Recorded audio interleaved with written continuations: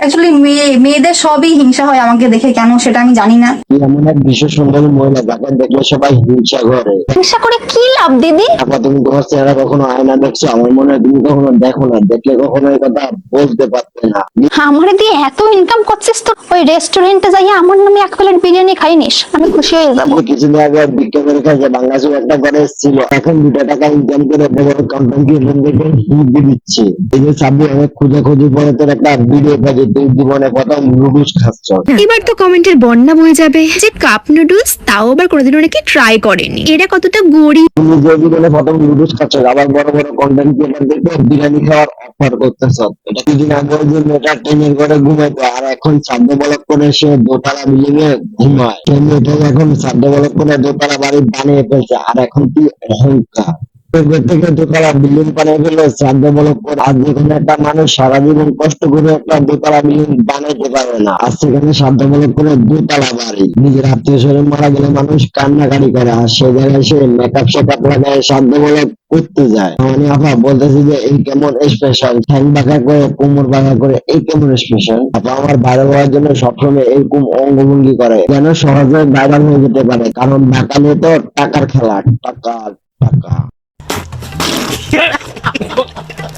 কিছু মানুষ রাত দিন পরিশ্রম করে বড় লোক হতে পারে না, আর কিছু মানুষ সাধ্য বলক করে বড় লোক হয়ে যায়। আর এরকম কিছু সাধ্য বলক আর গরিব থেকে বড় লোক হয়ে যাচ্ছে। আর সত্য কথা মুখের উপরে বললে এমনি অহংকার দেখা বলবে, কিন্তু তারপরে আমার চ্যানেলে কন্টেন্ট পাইছে, তাও আবার ভালো ভালো কন্টেন্ট, ওই জন্যই 9 লাখ পরিবার আমার। ভিডিও বানান আপা, আমরা সবাই মিলে একটু দেখি দেখি, হাজারটা সব ভিডিও দেওয়া, এখানে গেলাম, ওইখানে দেখতে গেলাম, ওইখানে ঘুরতে গেলাম, ওইখানে খাইতে গেলাম, ওইটা ছাড়া তার আর কিছু নাই। তাও আবার শর্ট ভিডিও, এগুলো নিয়ে তো তার শর্ট ভিডিও। এই ভিডিও করে নাকি সে ট্রেনের ঘর থেকে দোতলা বিল্ডিং বানিয়ে ফেললো। তার আগে তুমি নিজে তো বললে যে সাধ্য বাড়িতে গিয়ে তোমার কপাল খুলছে। মানে আমি 3 বছর ইউটিউবে খাটছি, এরকম সাকসেস আসেনি সত্যি। 1 মাসে যেন শ্রাদ্ধ বাড়ি ব্লগ আমাকে দাঁড় করিয়ে দিয়ে গেল।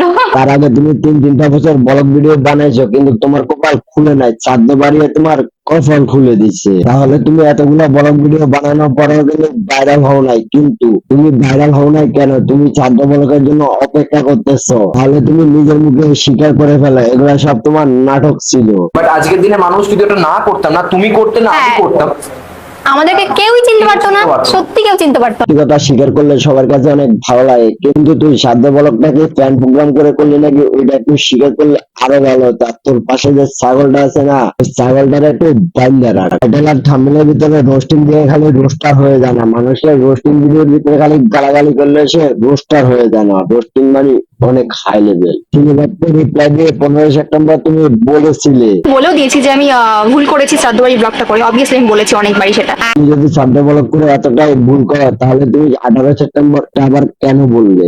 আজকে থেকে এখন মনে হয় না যে ভালোই করেছি, বিশ্বাস করো। ভিডিও করে বলতে ভালো করেছে। সত্যি মানে মুখ ফসকে বেরিয়ে গেলে তো সত্যটা। আসলে এটা মনে হয় অনেকদিনের প্ল্যান প্রোগ্রাম করে তারপরে তুমি সাধ্য বলকটা তৈরি করছো। আরে সত্য কথা তো সত্য হয়, সত্য কথা বেশি দিন পেটে থাকে না, ওইটা পেট ফুটে বেরিয়ে যায়।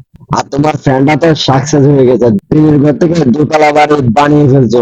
যদি এটা তুমি ভুল করে বানাতে, তাহলে তোমার চোখে মুখে এত ফুটতে থাকতো না।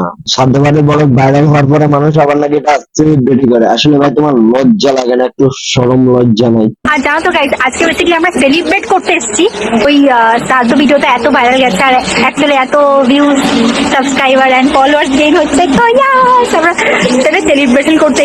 আবার একবার বলতেছে এটা নাকি তার দুঃসম্পর্কের আত্মীয়। ইনিস ও রিলেটিভস এর মধ্যে একজন মারা গেছেন, তো সেখানেই আমরা যাচ্ছি। একবার বলতেছে এটা তোমার নিজেদের বাড়ি, তাই আমরা কোনটা ধরে নিব? মানে সেকেন্ড ব্যাচেই আমরা খেতে বসে গেছি। অবশ্যই এটা আমাদের নিজেদেরই বাড়ি, তো খেয়ে নিলে সমস্যা কি আছে? খেতে পারে, নিজেদের মানুষ মারা গেছে, ওইখানে আবার সাইবা বুঝা লিপস্টিক মেরে যায় বলক বানাইতে। আসলে ভাই প্রেম কি তোর উৎকিতে থাকে? নিজে এরকম সাধ্য বলক করে, আবার কেউ কিছু বললে গলাবাজি করে বলে। বডি শেম করছো সেখানে বদ্দা, তোমার কাছ থেকে কি শিখবো বদ্দা? আমরা ছোট ছোট বোন হই, তোমাদের কাছ থেকে কি শিখবো? তুমি একটু আমাদের শেখাও বদ্দা। মডেলিং পোজ মারতেছো, মুখের মধ্যে ফাউন্ডেশন ঢইলা কোমরের মধ্যে হাত দিয়া মাজা বাঁকা পা দুটা ক্রস করে দাঁড়ায় একটু পোজ মারলে যদি মডেল হইতো না। তাহলে মৌনি রয় আর সমী রয় কি ব্যাপার হইতো? এই কথাটা শুনে আবার আমাদের আপার রিয়াকশন। দিলে তো বদ্দা হালকা করে বডি শেম করে। আর তুই পাটাকে বাঁকা করে কোমরটাকে হেলিয়ে দুলিয়ে মেকআপ করে আর এটাকে নিয়ে বলছে আর এখন এটা বডি শেভিং হয়ে গেছে। তাহলে তুই একই ভিডিওতে সিলেবাসকে বডি শেভিং করেছ। কবে শিখবে বদ্দা? দাড়ি তো পাকতে স্টার্ট করে গেছে। তোমার তো দাড়ি পাইকা গেছে বদ্দা। বয়সে সব ছেলেরই দাড়ি পাকবে, এটা আল্লাহর প্রযোজ্য। আর তুই দাড়ি পাকাকে নিয়ে একজনকে বডি শেভিং করতে পারছ, এটা কখনো সম্ভবই না। আর আফা তুই এখনো বুঝোস না, কলেজ লাইফটা শেষ করে ফেলছ, এখনো বুঝোস না, তুই বুঝবি কবে পাকতে গেলে। গালাগালি, মা বাবা তুলে গালাগালি, বডি শেম করা ওইসব চ্যানেলে আসবে না। তুই একটা বলবি তুই নোংরামি করছ না, তাহলে এটা কি আপা? শালার ম্যাগি রে, পুঙা খাজনি হাত দিয়ে খাবার। অসাধারণ তার মুখের ভাষা, অসাধারণ তার মুখের বাণী, তাই তো তার মুখে মুতে দিতে জানি। ওনাকে সাধারণ কোমর ডোলানোর কথা বললে এটা বডি শেভিং হয়ে যায়, আর উনি যে অন্যকে কাঁচা বাসে সাল বেড়ে দেয় ওইটা কিছু হয় না। না, পুঙা খাজনি হাত দিয়ে খাবার। একটা মানুষ দিন আনে দিন খায়, ওই মানুষটাকে চুলকানোর জন্য ওইখানে যাবে, মানে তোর কাছে যাবে চুলকে আসার জন্য। আমি জানি এই ভিডিওটা যদি কখনো তোর কাছে যায় তুই এই ভিডিওটা নিতে পারবি না, কারণ আমি তো এখানে সব পাস করে দিয়েছি। তুই নিবি এখন দিকে এখান দিয়ে নয়, তেল শেষ। এখন কমেন্ট পড়ি চলো। বোন, তোর দিদাকে শ্মশানে নিয়ে যাবি নাকি তোর দিদার বিয়ে খেতে যাবি? পরের কমেন্ট সেকশন তুই পড়ে শোনাচ্ছ, আগে নিজের কমেন্ট বক্সে একটু পড়ে দেখ, তারপরে বুঝবি তোর অডিয়েন্স কেমনে পাঁচটা বই যাচ্ছে। ভিডিও পর্যন্ত কার কাছে কেমন লাগছে প্লিজ কমেন্ট বক্সে জানিয়ে দিবেন। যদি ভালো লাগে একটা লাইক একটা শেয়ার মেরে দিবেন। আল্লাহ হাফেজ, আসসালামু আলাইকুম। আর যদি পারেন সাবস্ক্রাইব করে দিবেন।